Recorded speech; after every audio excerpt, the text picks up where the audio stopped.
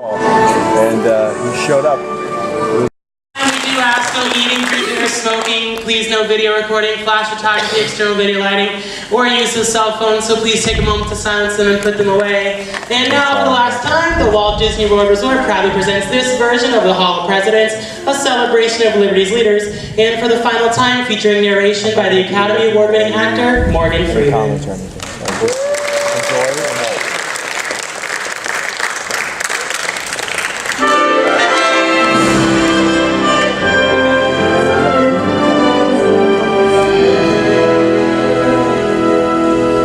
These truths to be self-evident, that all men are created equal, that they are endowed by their Creator with certain inalienable rights, that among these are life, liberty, and the pursuit of happiness. Almost 250 years ago in Philadelphia, a dream was born.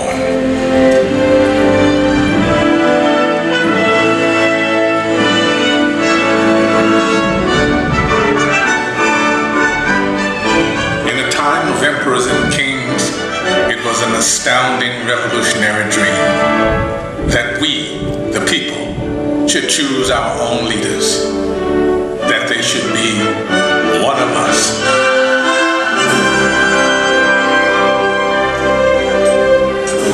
This was a dream born of fire, safeguarded by sacrifice during a brutal winter at Valley Forge.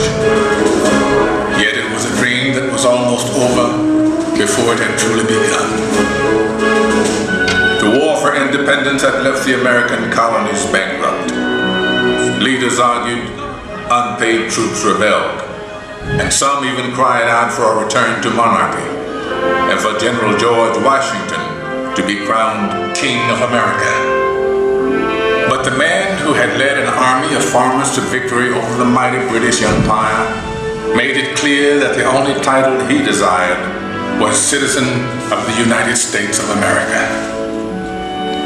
I am at a loss to conceive what part of my conduct could have given encouragement to an idea which to me seems the greatest mischief that can befall our country. If you have any regard for yourself, banish these thoughts from your mind. But when the new nation finally adopted its constitution, and it came time to elect its first president, there were no doubts about who that president should be. Only he had such doubts. I fear my countrymen will expect too much of me. I walk on untrodden ground. There is scarcely any part of my conduct which may not hereafter be drawn into precedent. In the end, Washington set the most important precedent of all. The man who could have been king stepped down after 2 terms in office and took his place again amongst the people. By insisting that he was, above all other things, one of us, he made it possible for any of us to dream of serving the nation in its highest office. And one day, sure enough, it came to pass that a man who wasn't an aristocrat aspired to the office of president. Andrew Jackson was a battle-forged frontiersman, and according to his predecessor, President John Quincy Adams, a barbarian who cannot write a sentence of grammar and can hardly spell his own name. To which Jackson merely replied, "It's a damn poor mind indeed that can't think of at least 2 ways to spell a word." He may have lacked a formal education, but he was tough and brilliant. Just the ticket for a new nation of Americans struggling to turn a dream into an enduring reality. They swept Jackson into office by a landslide, and then descended on his inauguration, determined to shake his hand in person. Why, 20,000 country people shoved to get in the door, track their muddy boots across the carpet. And my dear, they would be here still if we hadn't placed tubs of punch out on the lawn. Washington's elite fumed, but Jackson loved it, for these were his people. He was proud to be one of us. And do not forget that the planter the farmer, the mechanic, and the laborer form the great body of the people of the United States. They are the bone and sinew of this country. But Andrew Jackson would wage a mighty struggle to hold that great body of people together. State by state, a monstrous injustice that had haunted the country since its beginning was now tearing it apart.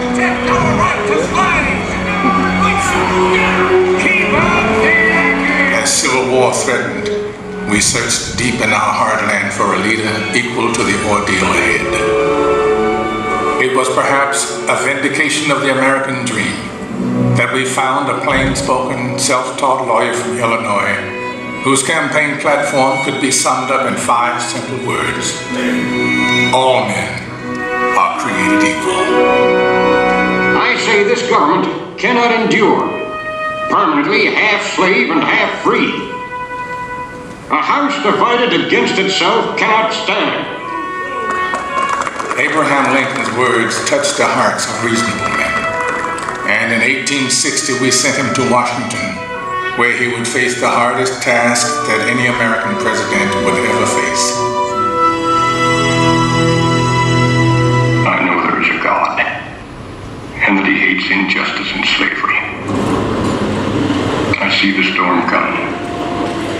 I know his hand is in it. If he has a place, work for me. And I think he has. I believe I'm ready. I am nothing, but truth is everything. And with God's help, I shall not fail.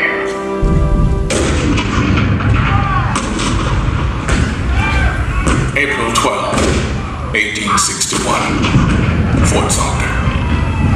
The cannon spoke for war, bitter, violent, and devastating.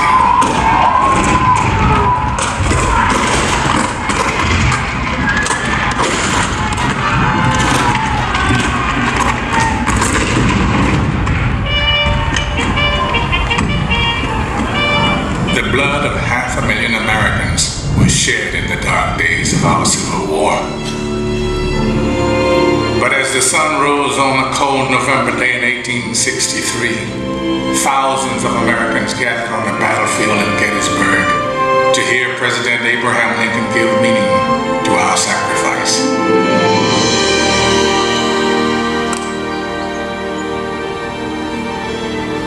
Fourscore and 7 years ago, our fathers brought forth on this continent a new nation, conceived in liberty and dedicated to the proposition that all men are created equal.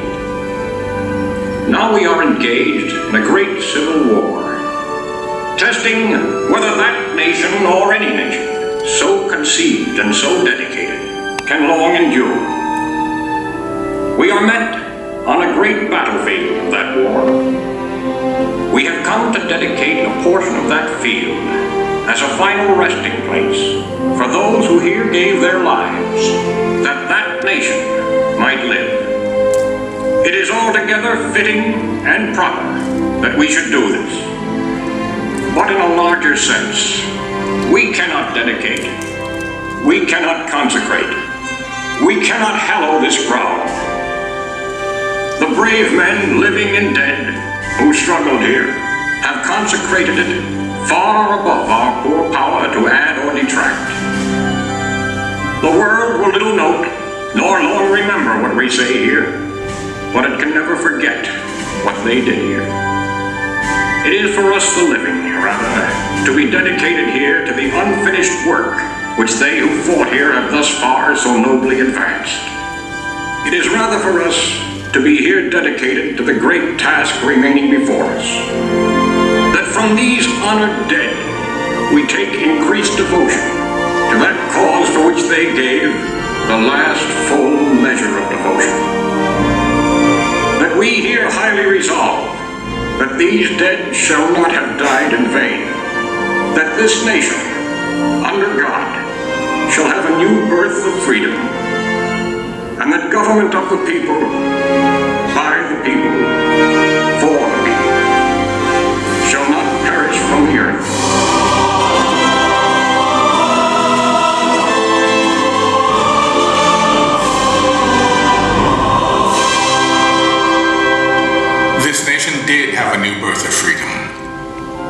as our frontiers pushed west, we looked for new leaders that embodied our bold and new spirit.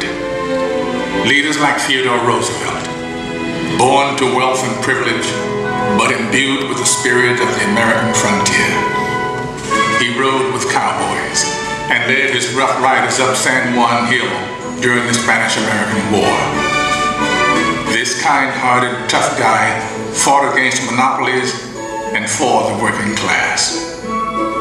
We called him Teddy. Anything else would have been far too formal. He even refused to call his official residence the Executive Mansion. To him, it was just a house. It was just a White House. And so, it would always be called. 3 decades later, his distant cousin Franklin Delano Roosevelt would occupy that same White House and lead the country through its hardest trials since the Civil War. A world war was looming, and the Great Depression had paralyzed a great nation. The president we called upon to lead us through those hard times was himself paralyzed by polio. But with determined optimism, he had triumphed. And now he was ready to share his cheerful strength with a badly frightened people. During FDR's fireside chats on the radio, entire cities came to a standstill and listened. To the people themselves. Let us unite in banishing fear. Together, we cannot fail. In a calm and reassuring voice, he called out to America, and America answered back. We're just modest, middle-class people having lost what little we have. My savings are tied up in a closed bank. I believe that you will guide us through these tough days. Just passed my 22nd birthday, and I expect to be in service shortly. Now we know we are not fighting alone. I feel that at last we can hope. With that hope, we began to believe in the future again. FDR had reminded us of the power of the American dream. 16 years later, America's youngest elected president once again called upon the power of the people to change the world. Let the word go forth from this time and place to friend and foe alike that the torch has been passed to a new generation of Americans. John F. Kennedy's stirring words ushered in a historic decade of civic activism, in which ordinary Americans struggled to right old wrongs and chart new frontiers of possibility.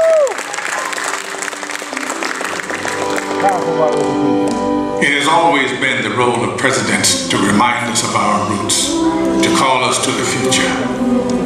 In their best moments, they speak words that are already there in our hearts, especially in times of tragedy. All I have, I would have given to them, not to be standing here today. We mourn 7 heroes. We mourn their loss as a nation together. You have lost too much, but you have certainly not lost America, for we will stand with you.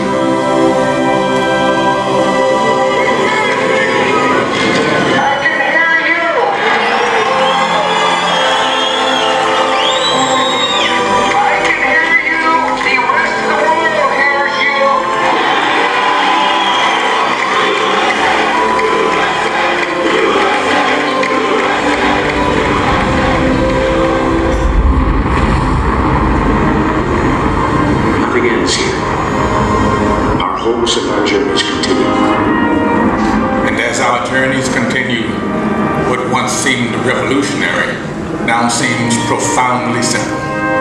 That we should choose our own leaders. That our hopes should be their hopes. Our fears, their fears. Our dreams, their dreams. Ladies and gentlemen, the presidents of the United States. George Washington, John Adams, Thomas Jefferson, James Madison, James Monroe, John Quincy Adams, Andrew Jackson, Martin Van Buren, William Henry Harrison, John Tyler, James K. Polk, Zachary Taylor, Millard Fillmore, Franklin Pierce, James Buchanan, Abraham Lincoln, Andrew Johnson, Ulysses S. Grant, Rutherford B. Hayes, James A. Garfield, Chester A. Arthur, Grover Cleveland, Benjamin Harrison, William McKinley, Theodore Roosevelt, William Howard Taft, Woodrow Wilson, Warren G. Harding, Calvin Coolidge, Herbert Hoover, Franklin D. Roosevelt, Harry S. Truman, Dwight D. Eisenhower, John F. Kennedy, Lyndon B. Johnson, Richard M. Nixon, Gerald R. Ford,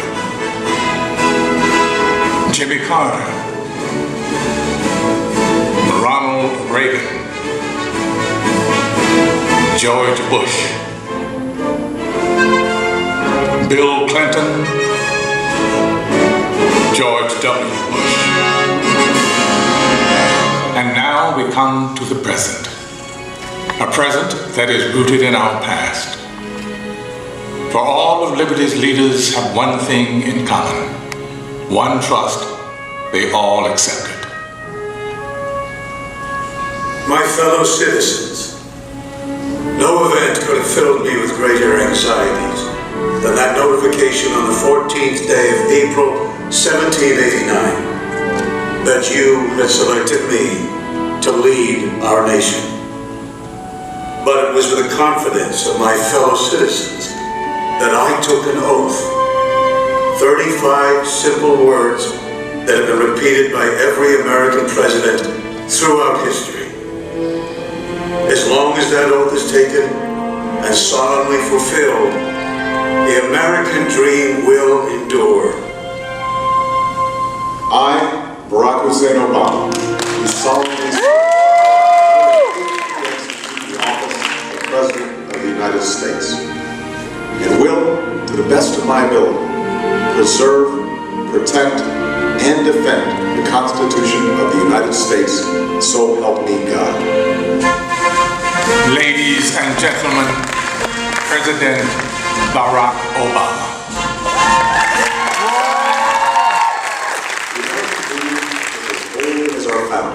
But as timeless as our hopes. It is reborn every day in the heart of every child who wakes up in a land of limitless possibilities. In a country where we the people means all the people. We may come from different places and believe different things. But what makes us American is a shared spirit. A spirit of courage and determination, of kindness and generosity. It is a spirit grounded in the wisdom of the generations that have gone before us, but open to the unimagined discoveries and possibilities on the horizon that lies ahead. Let us enjoy it, cherish it, defend it, and pass it on to our children as the bright and beautiful blessing it is. This enduring American dream.